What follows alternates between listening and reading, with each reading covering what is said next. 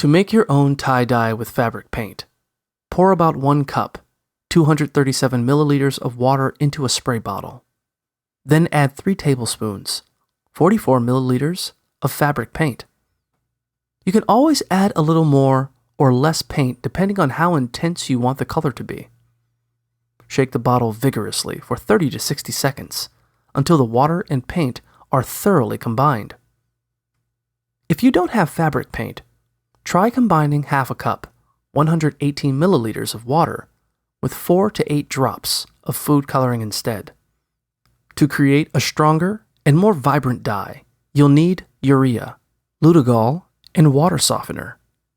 Put on rubber gloves and safety goggles before handling these materials.